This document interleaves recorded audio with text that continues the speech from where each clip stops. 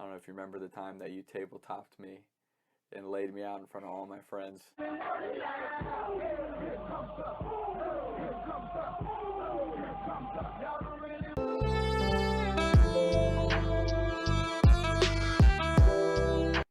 We're here today, and the reason we made the video on Monday is because you're kind of a bad motherfucker. From my perspective, as a dad, you're a pretty bad dude. As far as like, I wouldn't mess with you. Well, you're a smart kid. I was looking through all my old computer files and kind of organizing everything, and I came across a video of you. I don't know if you remember the time that you tabletopped me and laid me out in front of all my friends. Dude. I still feel kind of bad about that. You don't. Yes, I do. Yes, I do. You came at me like a freaking mountain lion. Yeah. But we got to set a table for all this. So, sophomore year of high school, none of me and my buddies, we couldn't drive. So anytime the parents got together was an opportunity for us to hang out. Correct. So you guys had, I think it was the cross country parents had like a pre-season meeting. Yeah, it was the camps. It was a kickoff to the season type. Yeah, it's like a grill out, get together type thing. So parents were upstairs and we were downstairs messing around, doing what high school boys do. We find a set of boxing gloves. Right. So we're going at it in the basement. I think you came down to either say you were leaving soon or just to check on us because you heard a bunch of noises and stuff. Well, you guys kind of all disappeared, and I knew something was up. And it was like we were going at it with each other. And normally I know better to not mess with you, especially at that time in your life. You were a beast working out every day and stuff, and I was a skinnier than I even am now. Yeah. That was before I lifted or anything. Oh my gosh, you were only a sophomore. You were running 1 million miles a week. So.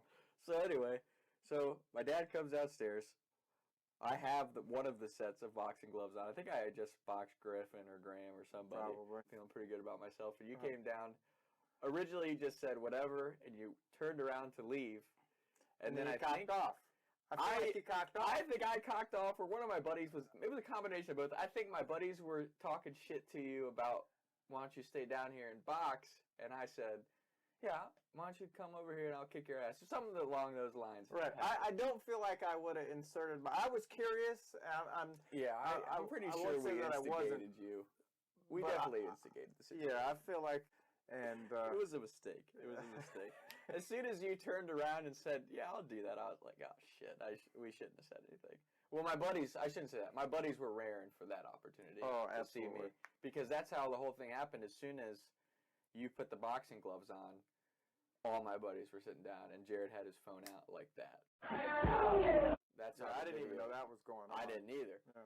So anyway, we, ding the bell or whatever, and we start off. And we should also probably mention the fact that I've never been in a fight before, and that you, at one point, had a sparring buddy. Like, you boxed a decent amount in your life. So I had no idea what I was getting into. And I always had friends that were getting me in trouble in bars. Right. I can name 3 of them right off the top of my head. Yeah, so your fighting resume is way better than mine. And the fact of the matter is you could have thrown me on my ass at any point during that if you wanted to. So I kind of come in a couple times.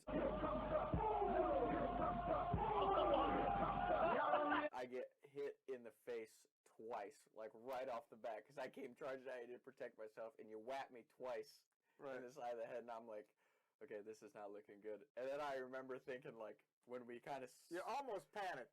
I panicked big time, because I remember spreading back, and again, from my perspective, all my buddies, those guys are like my family at this point, right? So they're all like, oh, like razzing the shit out of me. And on my head, I'm thinking, okay, like, I don't want to get hit like that in the face again, so my only advantage would be to go for your legs, and because I knew you had the meniscus thing going on, so I'm like, I'm just going to try to tackle him, and because I'm like, if there's one advantage I have, I'll just go low. Right.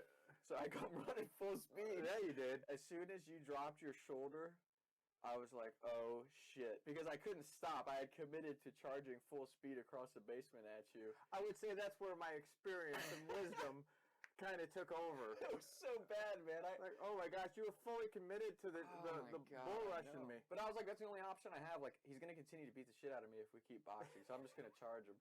So I charge you, and I mean, I kid you not, I feel myself fold like a table. I'm like, oh shit, like I'm in half. because you ducked perfectly. Like, you had to see that coming from a mile away. And as a 15, 16-year-old kid, I definitely wasn't thinking the situation through whatsoever. But as soon as I got hit, I was like, oh shit. And I don't remember exactly how the video clip is, but like I definitely remember you like originally going for my head, and when I ducked, you were like reaching like this, like, oh man, his head's not there anymore.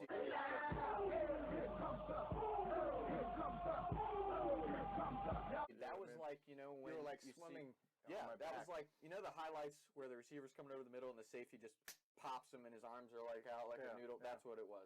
And the worst part about it is, like, as I get folded, my head's this way, so I have no idea that I'm being videotaped the whole time. And I just see Matt Rose's face like, and you just took me up over the top and flipped me on my ass. And I was just laying on the ground, and everyone's just going nuts. In the basement, it was like Fight Club. I was like, it's over. Like, there's no recovery from that. Except we're breaking the rules of Fight Club because we're talking about it right Fight Club. But yeah, that was wow. You know, I hope I didn't embarrass you in that dealio. But dude, you can't not laugh at it. I know. But it was also very good because, you know, all those guys would come here to hang out. So they knew when I said, hey, get in the house, go to bed, whatever it was, at least they listened. And it's so funny that you bring that up because none of my buddies wanted a piece of you. Like, as much as it was a father-son thing, nobody else in that basement wanted to mess with you. You know what I'm saying? Like, no one else was stepping up to take you on. So that was good. But yeah, so that was a good story. Yeah.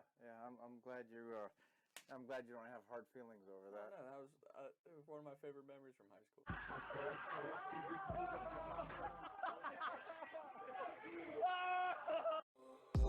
I was riding around town thinking to myself, is it gonna get easier?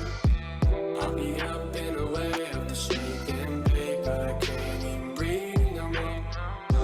What's it to me? What can I see? Taking shots by the lake till I can't even breathe no more. See no more.